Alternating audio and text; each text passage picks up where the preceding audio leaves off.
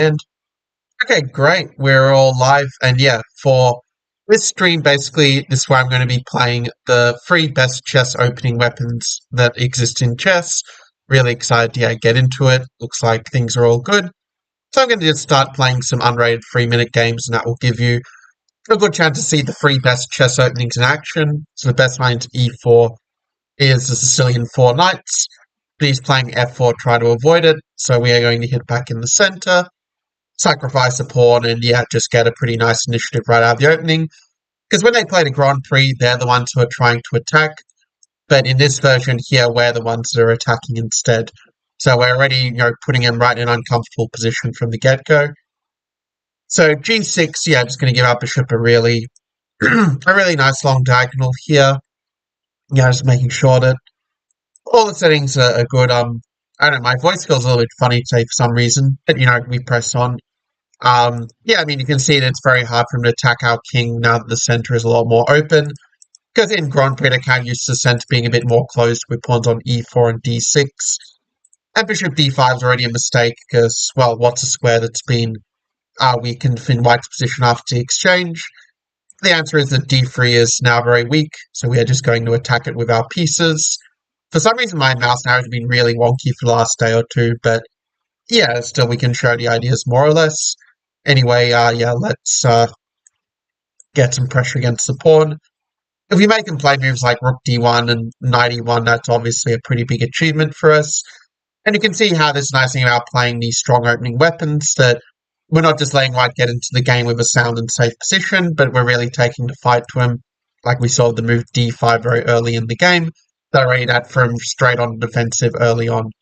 So anyway, and also, yeah, just also if you can put in the chat, just making sure that you can see me and that you can hear me, just so I know that everything's good on my end. If you can do that, then yeah, that would be most appreciated.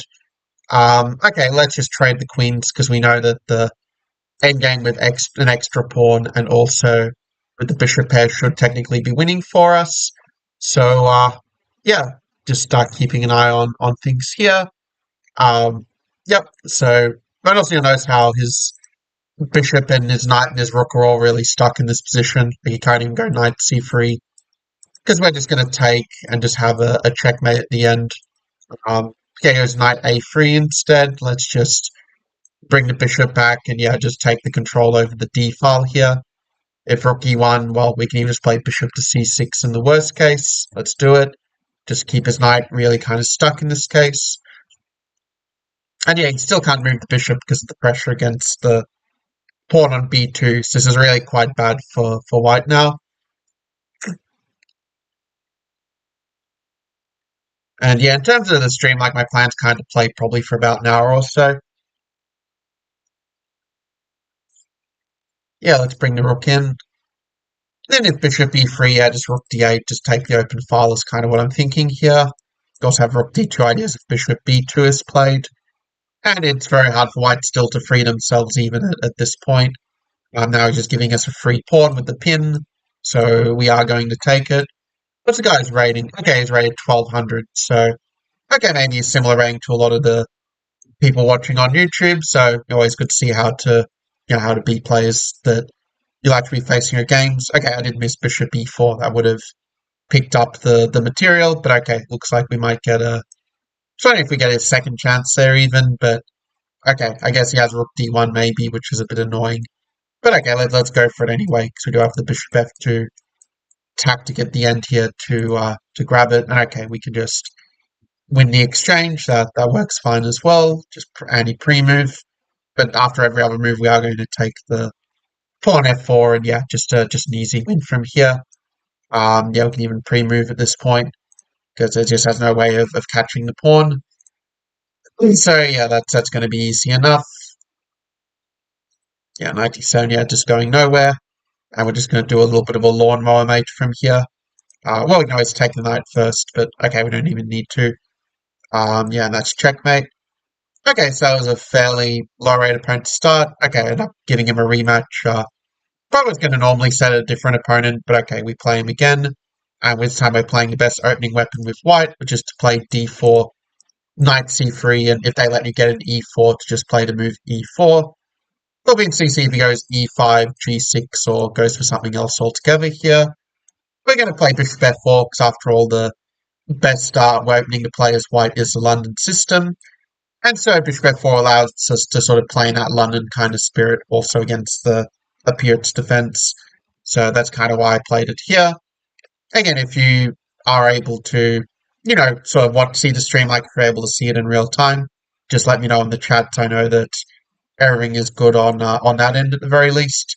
And yeah, King D1 is just a pretty standard prophylaxis. Like earlier today, I was actually looking at a game that Nihal Sarin won against Sam Sevian, where he played it the same way, just going bishop h6, h4, h5, knight goes to c1 to defend the king, and it's just very hard for black to make an attack work when we have all the space in the center. So it's going to go h4, the attack kind of plays itself. That's the fun thing, like it's another reason why I consider these systems the best ones to play. It's not just that they're objectively very good and very dangerous for the opponent, but they're also very easy to play. Like our attacking ideas are just very standard. They tend to repeat in a lot of different versions, meaning that even if the opponent does something a little bit different to what you're expecting, you're still going to be able to get a pretty good position, have a pretty good idea of what you should be trying to do in each position. Like here, for example, we're hitting the pawn, we're threatening bishop c4. I mean, he probably has to play knight e5, but yeah, instead he just blunders and just makes it easy for us. So anyway, that was, pretty simple win. Let's try and find a different opponent for a little bit of variety here. What's this guy's rating? Okay, 942, so probably I play one game and then find a different opponent, because right now I'm just like doing this random seek. Okay, we'll go knight c6 in this one, because yeah, I figure he'd probably just transpose back into 4 knight Sicilian, which is in fact the strongest opening against e4. I guess one that's easiest for us to play, but which is also most difficult for the opponent to play. And already here we have a little bit of a trick, actually, where it turns out we don't have to move. Well, the pin is not as scary as it looks, because we have to move queen a5 to hit back and attack the pawn and pin with the bishop, which not really letting me draw the arrow properly, but I think you can kind of see the idea. Then yeah, this already gives black a very good position after just a couple of natural but flawed moves by white. There are very few openings with black where you can actually really fight for the advantage against sort of just solid moves by the opponent, but the 4 knights is one of the few openings that does give you that opportunity. You can see here how we have the attack against the knight on c3 as well that he has to deal with. We've got the pair of bishops, we've got a really strong 2-0 central majority. After queen f3, there's so many good moves, but we can even just take the center with d5. And often play moves like rook b8 often and just go for the attack on their king is also another plan. Like at bishop g2, already bishop a5 is going to be very strong actually, and just have some very annoying tactics for him to deal with. After a3, I might actually put the bishop on d6 and just discover the attack on b2. So no, I'm keeping an eye on the chat, so if you do see the broadcast, and yeah, do make sure to to make a comment, as it were. Like I said, idea of doing it live, I like to have a bit more interaction in that sense. But yeah, we just got this skewer here, which is very hard for him to deal with because if the knight move, we take the rook. If the king moves, then we have just a lot of really good options available. Like even just castling would be pretty good, just kind of leaving white to stew in their own juices.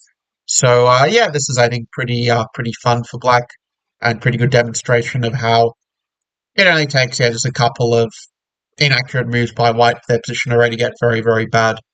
So yeah, queen g5 is kind of asking which way he'll go.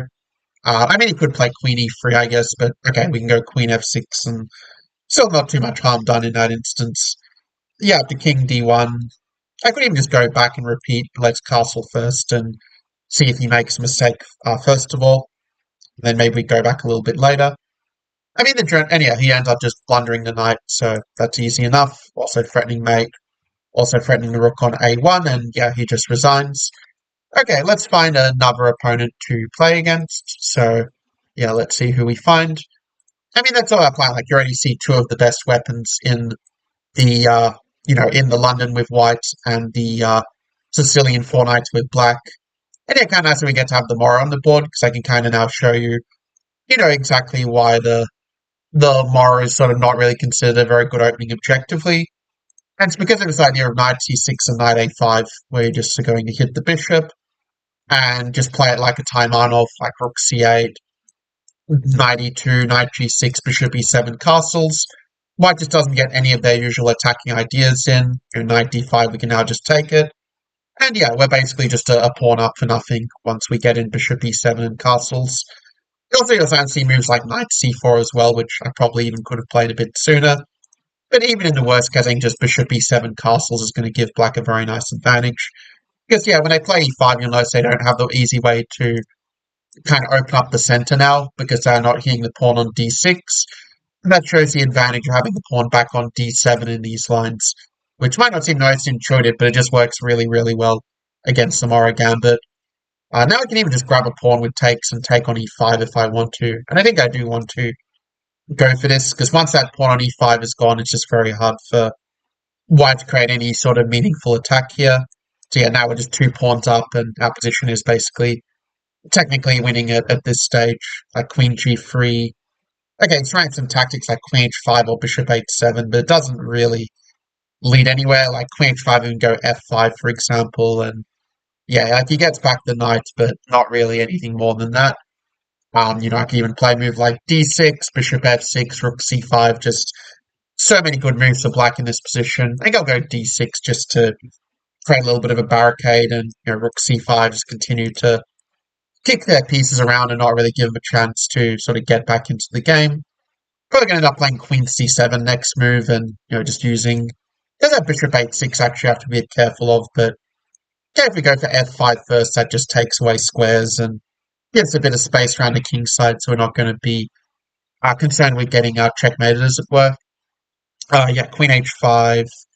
Just about anything should work here, I think, but let's go with queen c7 and just use the pin to limit our white's options here. Okay, so he's trying to attack with this, but now he is going to run into b4, and this is going to be a big problem for him, where, if he tries rook h3 and queen h7, I can just kind of run with the king and just stay a rook up, basically, is the idea.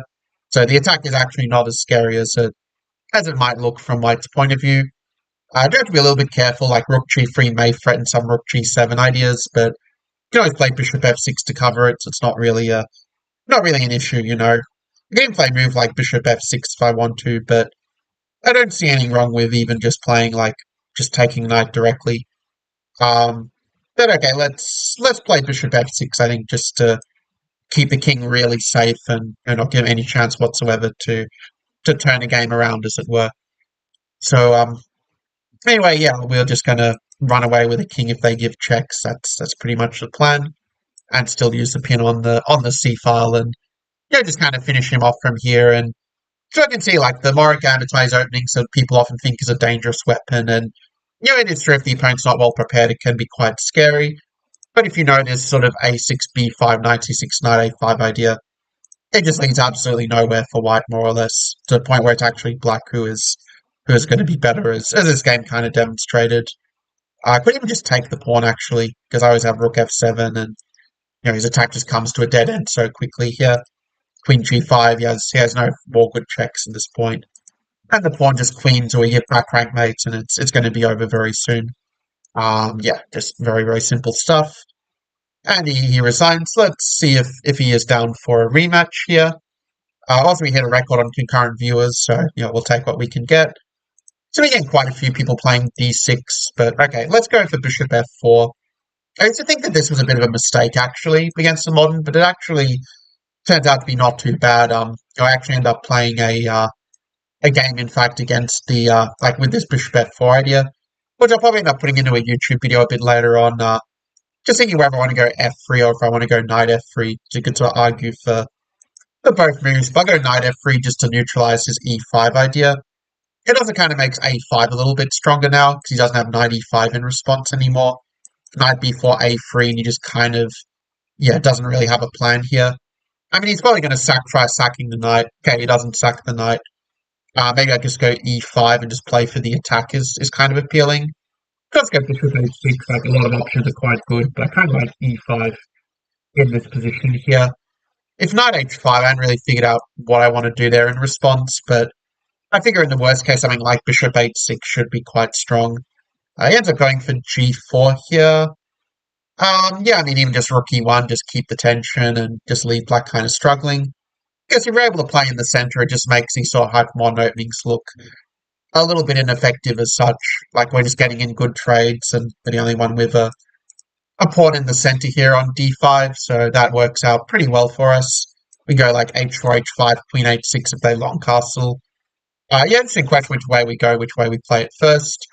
Also Bishop C5, there's so many good moves here, but I do kind of like this idea of playing Queen H6 and just opening the door for a lot of different attacking ideas in this position. Um, yeah, Bishop F5, I think just Bishop C4, let's just get all the pieces developed and then attack is probably the simplest way to do it.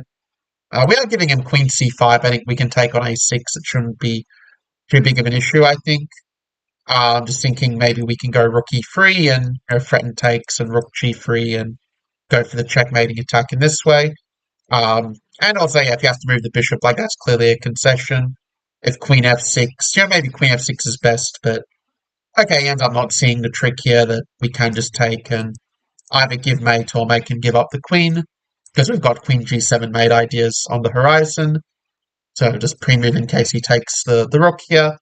I mean, if you do have different questions like about these different opening weapons, like why I think the London is like the best opening weapon with white, or why I think the Ceiling Four Knights is the best opening weapon for black, you're always welcome to ask, and I'll sort of explain a little bit more deeply, like some of my experiences and some of my thoughts as to why these systems are just so effective against your average opponent, and even they're quite effective against quite strong players as well, which is kind of a nice added bonus.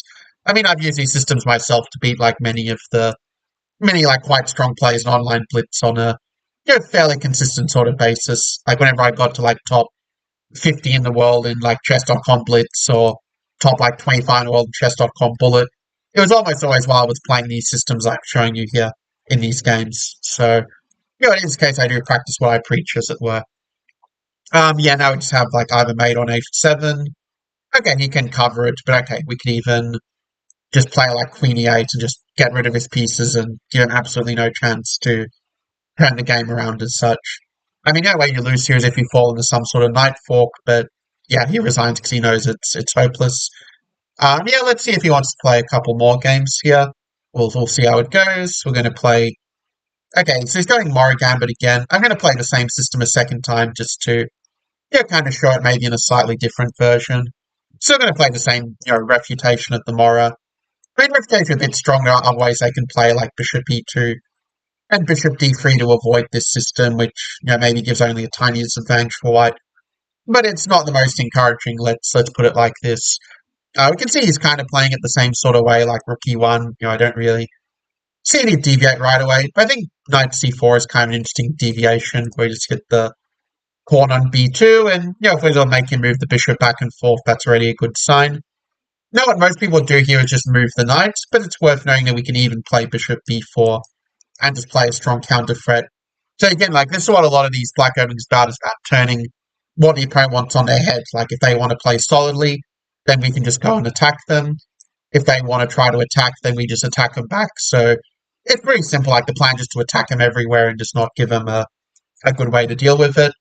So he's got this exchange sack with knight d5, but I think it's a little bit of a nebulous one. Like I think I'm just going to take the knight actually, because I don't really mind if he gets a piece back as long as I can sort of trade the queens, and okay, I can even like play moves like rook c4, dc4. There's so many good moves here, but I think I'm just going to take the pawn and just take as much material as I can. You have to be slightly careful because I can play moves like e5, bishop a3, and actually bishop a3 is a good move for him, but fortunately he doesn't see it. Actually, I probably should have taken his knight on further fort, but okay, still we're up quite a lot of material, so it's going to be very hard for him to turn this around, I think. Like even f6 maybe is a bit risky here, but I can always play like rook e8 and prepare d6 or f6 and kind of get it in this way. Like he's clearly trying to throw everything at the king, but the problem is that my king is just very, very safe here. Again, I probably shouldn't have given bishop a3. This was a little bit careless, but okay, he's sort of so fixated on the attack that yeah, he's just going for it. It does make it a little bit tricky though, admittedly, but maybe I go f6 and defend with the queen. I kind of like this idea a lot, actually. because then I have ideas of even giving checkmate on G2 if he's not careful with the queen moving this way as such. So in any case, yeah, it looks like it that yeah, as being streamed a bit more, like a few more people starting to come in. So welcome aboard. If it is just like the start of it, like basically this is sort of me showing like how to play the three very best opening chess openings, like the only free chess openings you really need to play for pretty much your whole life actually to have really good results. So that is, one with whites, one against e4, and one against d4 as such. So for the one with white, we are going for the London, and we're playing the tactical London in this one. I do have some plans actually to also show some different lines with the more like strategic London systems, like the ones where you play knight f3 rather than knight c3. But that's something I'll kind of get into later on. Like for now, I kind of just want to show you guys how the tactical London works. You can sort of, play it in your own games from there, and I think get similarly very good results. And this guy, yeah, what's his rating? Yeah, it's rated 1403, and you can see that if only maybe move 8 or move 9, and already the position is just so bad for black because we managed to develop very fast. Our bishop is a lot better than his. We've got the threat on g7. Like, we just have a very strong initiative, and okay, maybe you could put in the chat below what the move you would play if you were white here. Because white has a really good move, and that is to play bishop takes h6. In this position, we use the pin just to grab a pawn, and we're still attacking even here. Like, we're just so strong on the dark squares in this position. Queen b6, we just want to develop. Like, now we have all of our pieces basically in the game, where, we can choose. I mean, h5 would be one way to get the rook in, but I actually like the idea of queen f4 and trying to give checkmate on e7 or d8. I think is just very, very tough for him to deal with at this point. So he plays knight a6, so if queen f6, he can go queen d4. And we can also go h5 and kind of bring some more pieces in the attack. So we have a good principle, like if you don't have enough pieces to make the attack work right away, just bring some more pieces in the attack and things will start to flow. Now I think of it, actually queen f6 might even be a better move here, because now he doesn't have queen b4 anymore to cover queen e7. And if he has to play queen d8, do we just take the material and, just have a winning position, basically. And it's one thing as well, like, the way I'm kind of doing this, like, rather than, like, just showing, like, different traps, whatever, like, you might see in many other channels, my approach is, like, a little more holistic and, trying to basically show all of the phases of the game, like, not just show this how you get a good position, but also showing, like, this is how you actually win it, in a sense. Because that's also an important skill, and that's also something I've seen a lot of my students kind of struggling with, is, like, how to convert a winning position.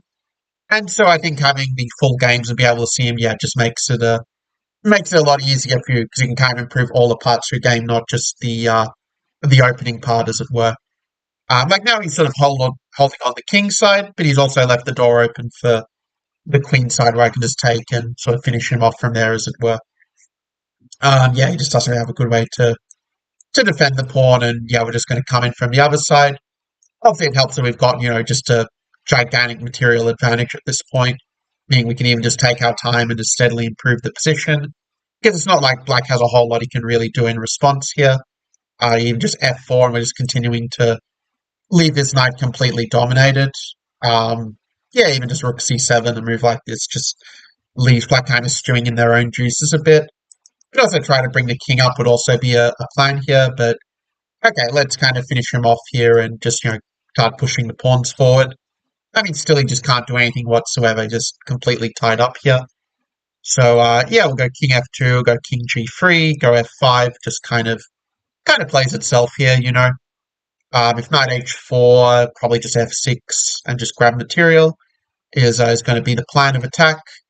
Knight f5, we can have knight e7, just, trading down the material once again. Maybe even take back with the pawn and just queen our pawn like this, actually. Yeah, let's pre-move the 8 equals queen, and okay, the game will be over soon enough. So we just go for this. And yeah, you can pretty much win pre-moving at this stage. I mean, this should probably get him to resign when he doesn't have any pieces left on the board. At least you would hope so, but it looks like the guy is still playing on anyway for whatever reason. Yeah, I thought he might go king d6. But yeah, we just keep on pushing ahead, and there's just not much you can really do. And yeah, we'll just go around this way and finish him off like this.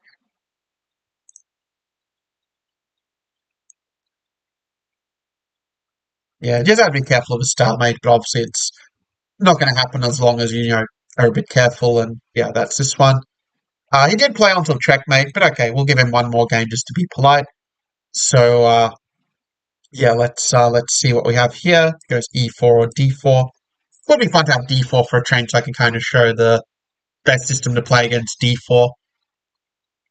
As actually, I do have some fun plans where basically my plan is like to make sort of Tuesday London day, to make Thursday like Sicilian day, and then make Saturday Benko day. That's kind of the fun plan I have with the content moving forward. D4 might be a little bit optimistic, but just not letting him get in the move D4 easily is the idea. Like just playing a little ambitiously. Actually, we missed a win of a piece with D3, which is a bit embarrassing, but okay. Fortunately, position is still very good for us. So because we just have a lot of extra space. So yeah, he goes bishop a3, trying to trade down, but we're going to trade on our terms where our queen gets to a better square if he trades. He'll probably go knight d2, just bishop f5. Yeah, I thought he might go knight c4, but I thought he'd go rook c1 first I thought that would be more precise on his part. Because yeah, now his knight is completely dominated by my pawn and also threatened knight c3, which actually I think might be winning material in this position. Um, I mean, queen e2 knight, he does have queen e2 to try to hold, but I think we can play rook e2 instead, and that's going to do the trick here. Saying that knight takes e2 will then come with a check as such. So he's trying to be sort of tricky, but I mean, we could have taken, but yeah, this is a more precise way to do it. After rook c3, we take with the pawn, and okay, he just doesn't see the check, and that's it. And it's time, yeah, he does actually resign. So yeah, let's play another unrated game. Let's see, the guy's rated 1500. Okay, yeah, kind of like in the one I did for my private students yesterday. I kind of was playing mostly players around like 1500 or 1800. Obviously, his d4 is a bit of a blunder, but yeah, basically for this one, kind of getting more players rated like 1200, 1500, which probably actually suits better for a YouTube stream, given that's what most of the viewers will be rated. Actually, maybe you could put that in the comments, like in the live chat below, like what is your online chess rating, and we can get a bit of a poll going of sorts, like an unofficial poll going there.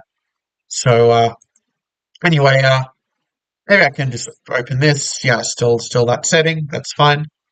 Okay, we're going to just castle next move just to break the pin. We have moves like a6 as well, kind of after that, even maybe queen b6 also, or cd4. I mean, there's a bit of tension in the position, but it is going to resolve relatively soon. And when it does resolve, I mean, black is just going to be a pawn up, basically.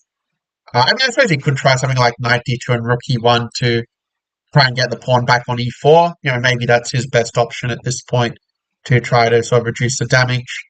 But instead, yeah, he's sort of going for the crisscross of pins that, well, one of the pins already out of the way, and the other one is very well neutralized by a bishop on e7 here. I mean, we're very happy to trade down in this position. We're up a pawn, and exchanges therefore are going to generally be quite good for us. So, yeah, definitely fine with this turn of events. If bishop takes, I'm even tempted to play queen takes d7 and potentially go for a pawn sack line with like bishop f6, queen c6, and kind of b4, a5, this sort of thing. I'm not too concerned about queen a4, really. I think that should be a few good ways to deal with it, but even I wonder if we can just play c takes d4, actually. That seems quite good. Always had a little bit of a trick in here. Because if he takes bishop f6, we go bishop b5. This is the intermezzo where if he kind of keeps taking, like, well, maybe we'll get to see on the board, but if he keeps taking, like, what's going to happen is that we're just going to be up 2 pawns at the end of that sequence of captures. There's a skill known as counting, and it's kind of an important skill to master if you want to go from being like a beginner to being quite good at chess. And yet, it's something that's not really covered in many books, so it's on one reason why when I do end up coaching like a beginner student, I usually end up covering this skill of counting a fair bit with them. Yeah, now we have a really beautiful center, like this cluster of pawns that are forming, as it were. Always nice to see. And you can see also that his majority on the queen side isn't really all that effective. Like we can even just hold it back with a5 and b6, and just leave fight with no counterplay whatsoever. While we just continue building up here.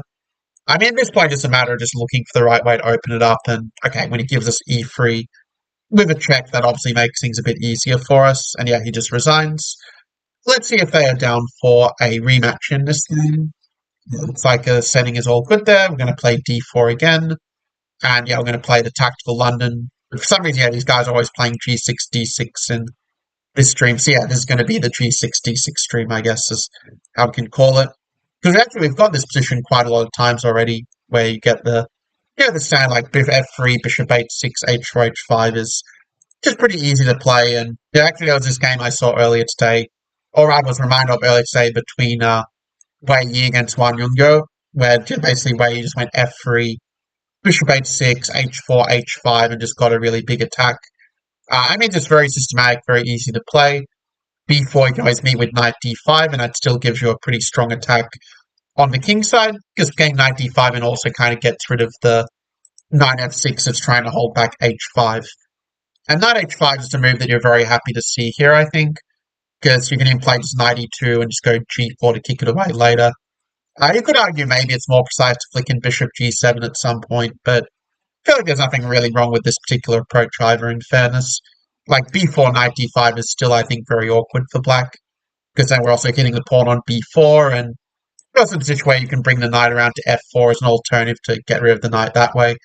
Just the attack kind of really plays itself, and it's just very hard, I think, for a Pirates player to deal with this. Like, their best bet really is just to not castle and try to keep the king in the center to neutralize bishop h6. But it also has its disadvantages, and you're not really bringing the h8 rook into the game as such. I mean, it's kind of the reason why like the Pirates is just considered to be just a little bit worse for black, objectively speaking. So we go g4, and just bringing more pawns in the attack, going for the pawn storm. Because with most openings, like you don't really get so many opportunities to attack the opponent so early. Like if you try to attack too early in some other openings, like you're just going to end up sort of weakening yourself. And with these kind of systems, with these best systems, you get really good chances to attack quite early. And you also get to attack from a solid foundation, which is really nice too. So, in any case, if they played gh5, I mean, well, e5 are kind of happy to see as well, because we are able to just win a pawn here. And I mean, I'm even wondering if we can even do better in this position, like whether rook h6 is going to be quite good here as such. For me, it goes queen g5. That might not be so simple. So kind of thinking, yeah, what's the best way to attack? Kind of like f4, actually, in this position. Kind of f4, like just to kind of rip open his king and try to get the knight into the attack is kind of where my head is at. And it does give him bishop to g4, so maybe f4 is a little bit of a bluff here.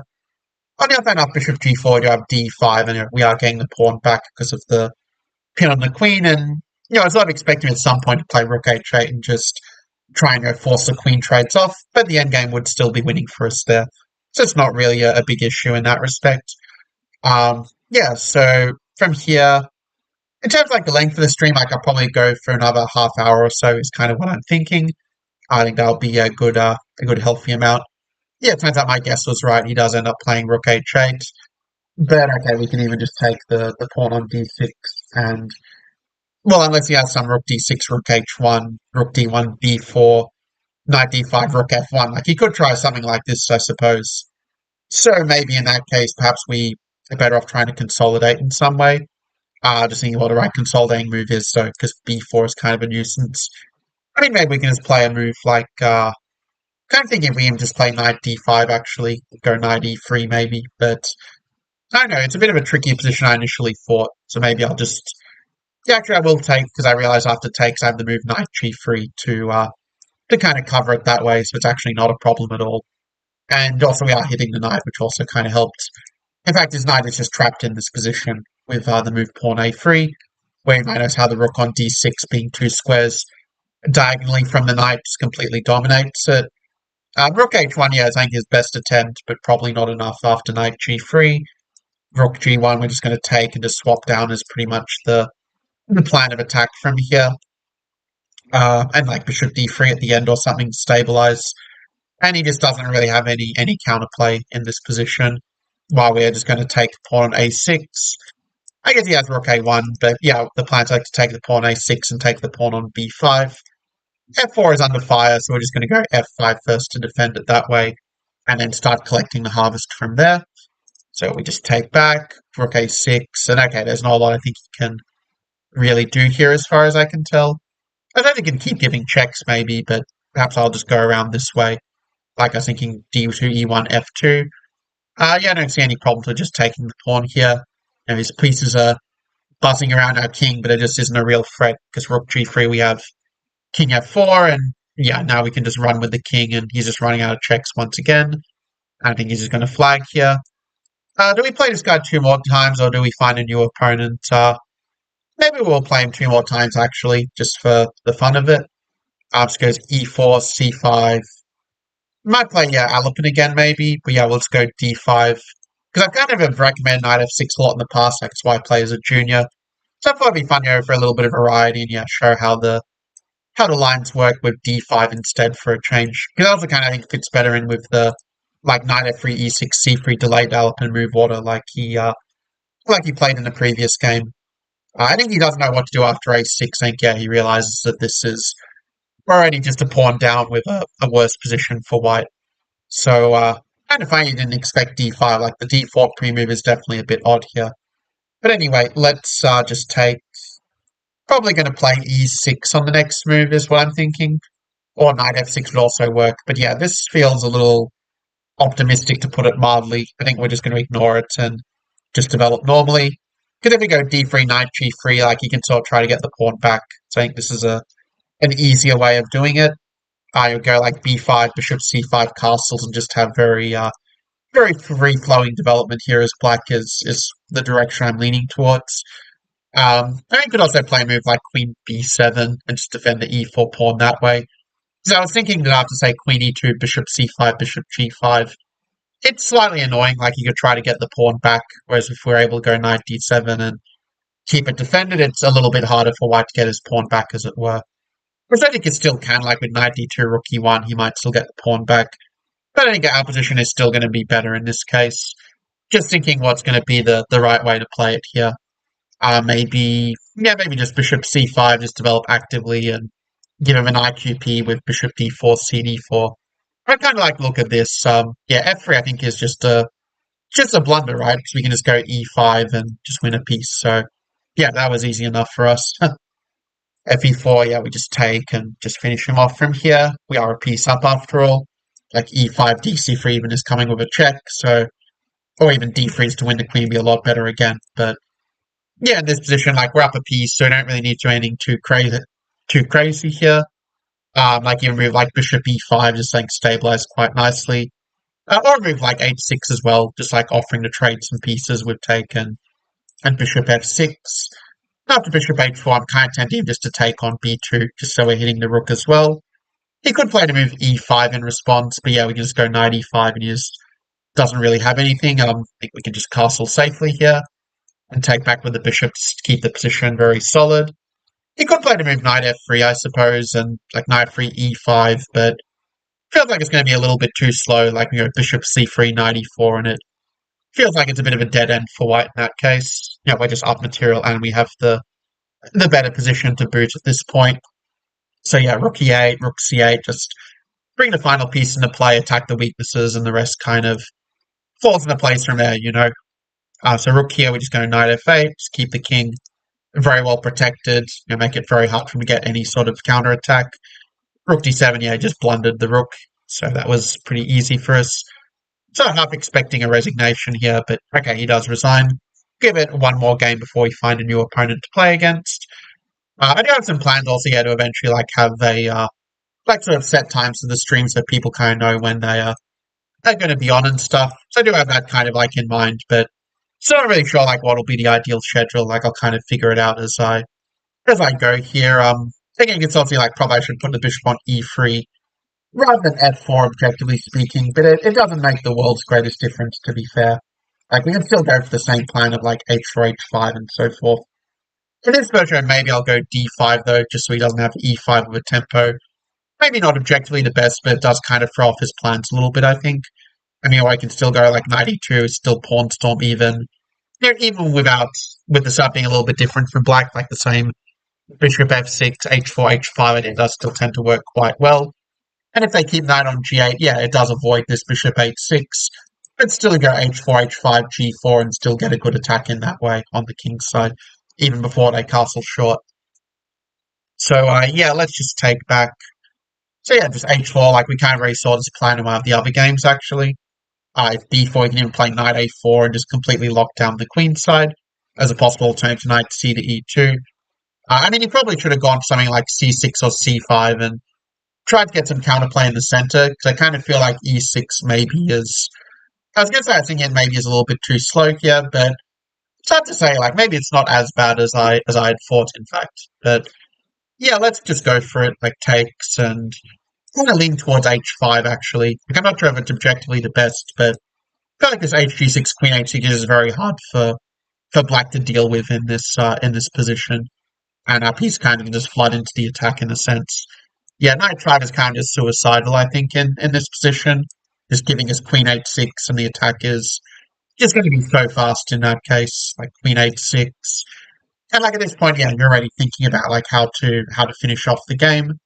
And like you're going g5, knight e2, knight g3. This is just very, very appealing to me. And I mean, wondering if we can kind of keep it in reserve for a move and like go for this first. Because yeah, now we can go like g5 and sort of do it in this version, and I think that's going to be like even more effective, as it were. Like I don't even really care about the pawns in the center. We can just play going very directly for checkmate in this instance, and yeah, when he gives up a piece, that's obviously a good sign for us. Probably just going to play f takes e4 and prepare knight d5. Just bring some more pieces in the attack from there.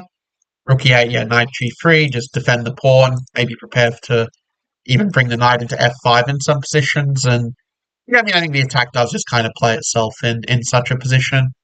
So like bishop d3, rook f1, and just there will be a mate somewhere pretty much. Also rook dg1, could also do it this way and go for knight f5. Just so many different ways to attack in this position that, something is going to be good. Obviously, yeah, we don't want to trade the queens when we're the one attacking, so we keep the queens on the board, we attack the knight. Again, we've got rook dg1, we've got knight f5 in the mix, and there's just not a lot that black can really do to avoid that as such. Like, all of our pieces are just in the attack in this position. And when all the pieces are in the attack, yeah, it becomes very easy to kind of finish them off in a sense. I mean, knight f5, queen h8 is kind of his idea here, but I mean, I'm sort of not really believing in it, to be honest.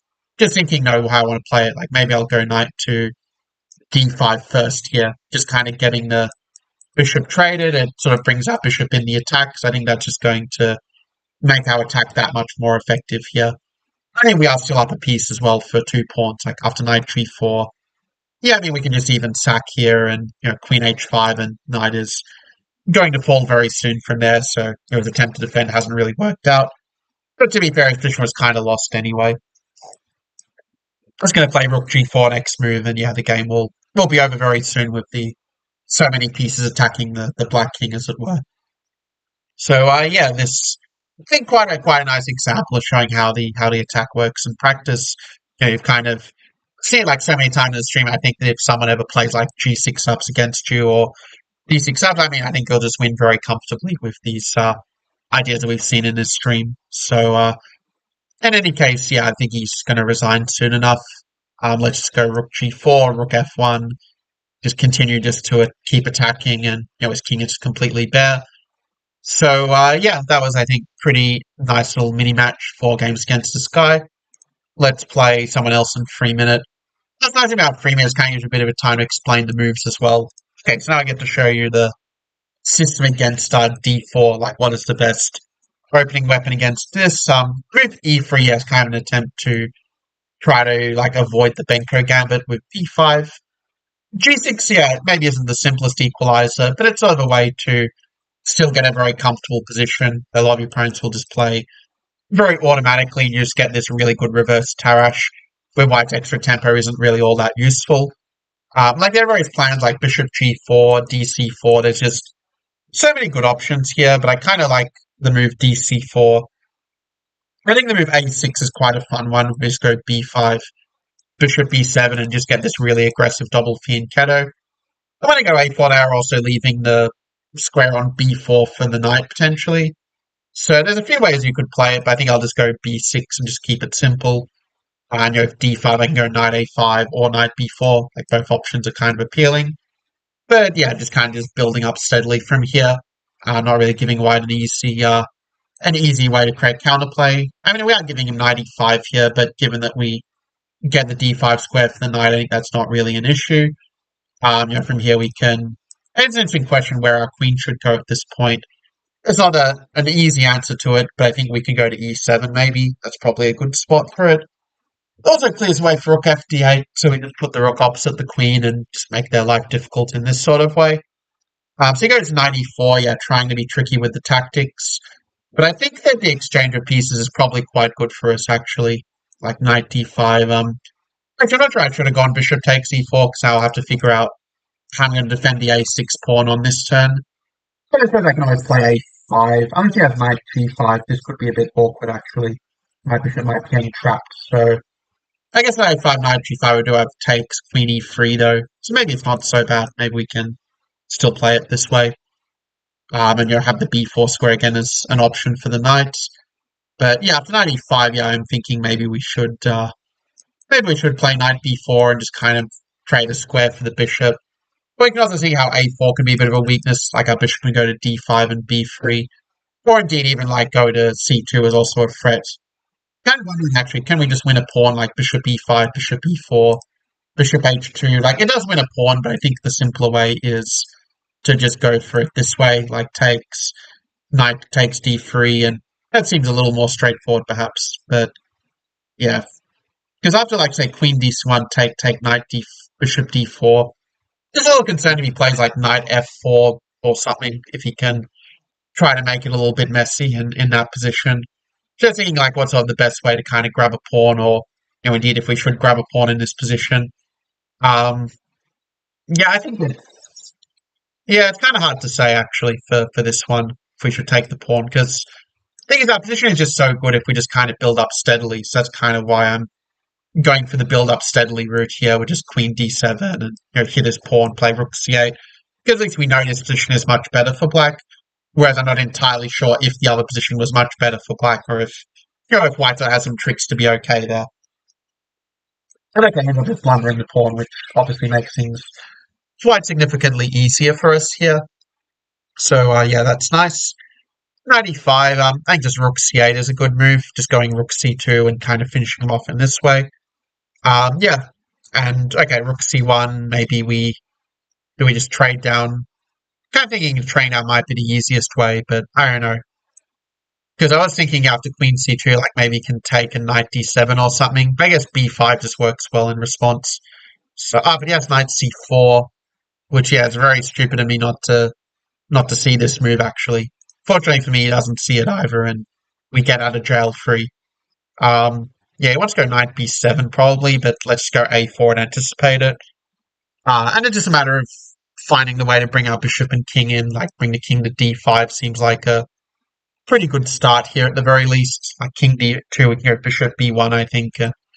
Just keep our bishop pretty safe in general. Like king c3. Yeah, we'll just go king d6, king c6, and just, defend in this way. It's not like he has any real counterplay to work with here. And at the right time, we can think of moves like e5 and just rip open the position. And even now, I kind of like e5 and just making our bishop stronger and stronger. Because if he takes, now we have the fork on b2 and on h2 at exactly the same time. So whichever one he leaves, we just take the other one, and the a pawn is just about to queen more or less. So not a whole lot he can really do in this case about it.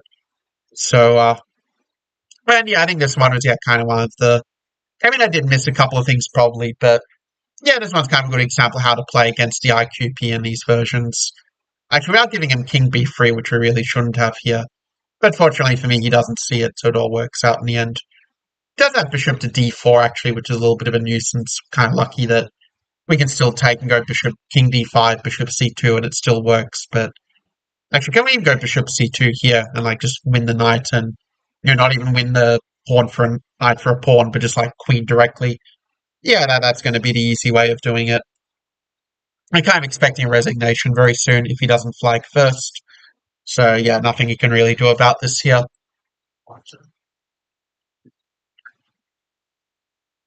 Goes bishop e7. Okay, now we're threatening queen a4 checkmate, but he loses on time first. Yeah, let's see if he is up for a rematch or not. So well, we'll find out soon enough, I guess. Yeah, let's go for London style again. Goes c6. Yeah, we'll play the tactical London with knight c3, bishop f4. knight d7 is a little bit weird. Like, it almost makes me want to go e4 here or go f3, but okay, we'll stick to the south and play e3 and g4 and just go for the kingside attack. Like, when they kind of block in their bishop, it often turns out that this g4, f4, queen f3 long castle is just really tough for black to deal with. Maybe even just go f3 here, actually, to say his knights are kind of really stuck in this pawn structure. And I can still go for moves like, knight h3, kind of like bishop d3, knight e2, or just knight h3, just so if knight c4 can kind of take on one move on c4, which probably objectively speaking is maybe not the best, but, it's sort of a way to keep it a little more creative and, make it harder for him to find a good plan. After takes, there's just so many tempting options for white, but I think just developing normally is going to be pretty good. Kind of expecting to go b5, b4 and try to attack like this, but I think in that case, even just knight e4 can be a good reply, or e4. I think there's just a lot of good options at white's disposal from there. So, I'm not too concerned about it, really. I can also go g5 and just attack his knight. Just, white's kind of the one with all the ideas, I think, in this kind of structure, because their bishop on c8 is really stuck, and they spend a lot of time moving a knight only for it to be traded in by one move of the bishop. It's going a3, which feels a little superfluous. Like, it opens the door for e4 and, even threatening an e5 fork, which will reduce the options. After bishop e7, I think just g5 works quite well here, where we can just kind of attack down the h file, which is going to open with this hook on the knight and the pawn on h6 at once. So, this one, okay, it's going knight d7, kind of tempted just to take the pawn, actually. Like, just take and just open up his king. Yeah, so, the opening position should be quite good for white. Queen h5 and fixing the weakness is also quite appealing here, in all fairness. I think that's what I'll go for, just kind of leave black stewing in their own juices a bit. So he goes b5. I kind of want to go d5. It's like d5 is just so tempting at this point. Just try and rip it open. But if he goes e5, we go d6 and we try to attack that way. It feels like it should be quite good. So I think that we can go for it here and, just go for a threat with d6 and, kind of trust that with the black position being so open that this is going to work out. Just thinking where I go d6 or wherever I play knight e4 in this version. Feels like it should be good to open him up, so let's just go d6 and, knight e4. And, we're the one with all of the attack in this position, because black has only two pieces developed, and we have pretty much a whole army with the exception of the h1 rook in the game. So just on pure force, it should be a winning attack for white, Anyway, I think after this one, I'll probably play maybe two more games and probably leave it at that. I have a feeling he'd probably play c3 when he started tanking, but yeah, do we even just take it or do we just ignore it? I kind of like the idea of ignoring it, actually. Like whether we go knight d6 or queen d4 first is what I'm kind of tossing up between. Let's go queen d4. Let's sort of make b2 and king b1 and kind of use the pawn as a shield for our king so that we can kind of just go for the attack without any real interruptions. Because now we can't take his own pawn, it's kind of hard for him to actually open lines to our king in this case.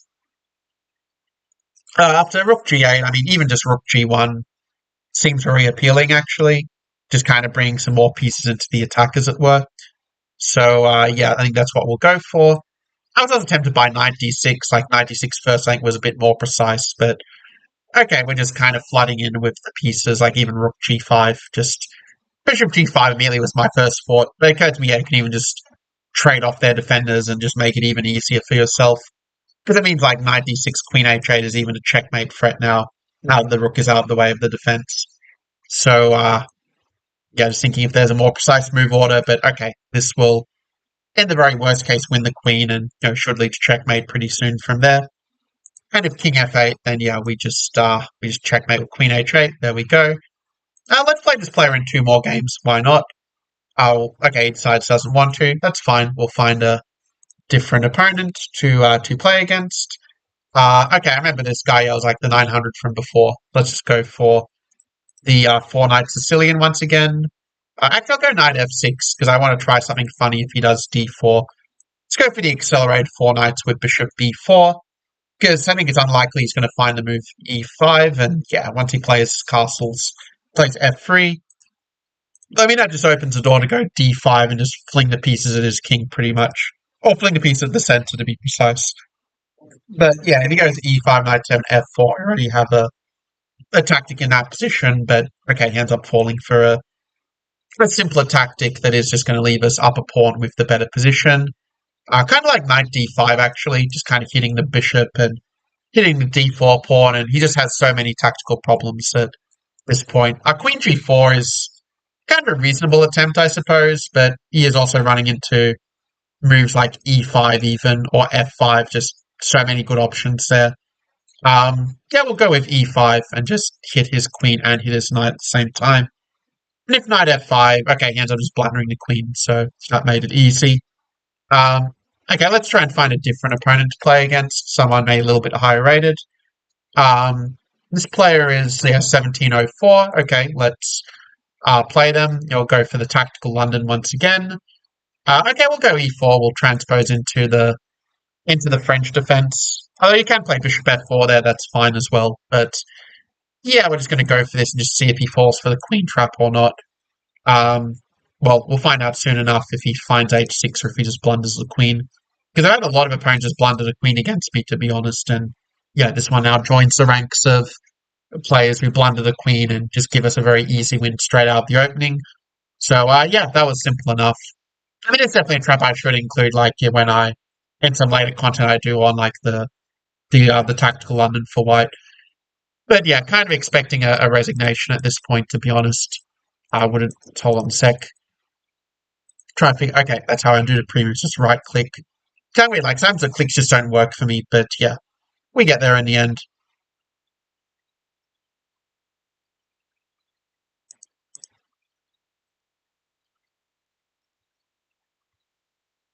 Uh yeah, play.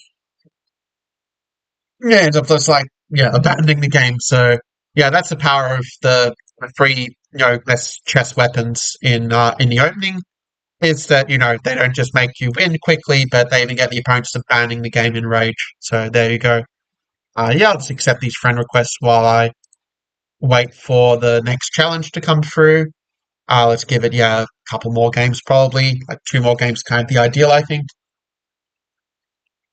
Okay, so we're playing against a 931 player. Okay, we'll make this one the last game actually. Because kind of struggling to find a opponent of the sort of rating we're looking for. Yeah, after knight c6, like d5 is kind of a nice way to punish him for playing this move a bit early. And if knight e5, f4, e4, and you just get a really big space advantage quite early, which is kind of fun. And if e6 can just take the pawn even, and okay, you just take en passant. This is not a problem.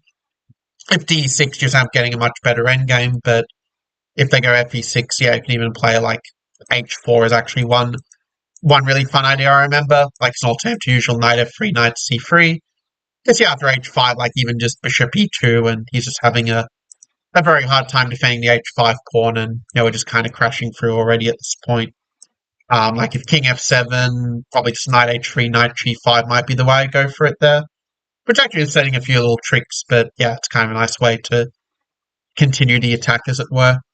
And just very hard, I think, for black to really resist this attack in general. So yeah, I'm not sure what he's thinking about here. Like probably regretting his opening choice, if anything. But there you go. Yeah, we just defend the check, and we are going to take the bishop or the knight next move, or as it happens, we'll actually take both, which is even better. So yeah, we're just up 2 pawns. I think he's kind of rage quitting at this point. Is sort of my feeling. So let's just look for the fastest way to deliver a checkmate. Probably should have gone bishop c5, but okay, it is what it is. Um, yeah, I don't know why he's going for it this way, because now the game's going to go longer, but whatever. Bishop f5. Yeah, I mean, at this point, anything's going to win, so let's just play it out to its logical conclusion. Like g4, bishop d4, and it'll be over very soon. Also threatening a g5 fork is a bit of an added bonus here. So, yeah, I mean, not much he can really do. Probably should have gone bishop d4 first, but it's whatever. Rook f5, knight f5, that's going to give us some mating ideas to work with. Probably should go king g8, but okay, it doesn't really matter by this stage. I'll just take all the pawns. If he was playing king and a hill, yeah, he'd have it, but it's not the case. Just going to go rook e1 next move probably and just force the king back a bit more. And yeah, he's making it easy for us now. Actually, we could kind of show off here. Like we could go rook c5 and then rook e3. Just but he has king f4. Okay, but it's still completely winning, of course. And yeah, we do get in the checkmate to conclude. Yeah, that's all for this stream. I hope that you all enjoyed it. And yeah, sort of my plan is kind of do more of these streams. Like I want to do them on like Mondays, Wednesdays, Fridays, and Sundays. Just do that each week. I mean, I'll put like a video and a post kind of plans to put up later this week, sort of with the schedule and all that for, so you can kind of plan ahead and catch different streams. But yeah, I hope they enjoyed this one and I will see you in the next one. Until then, take care.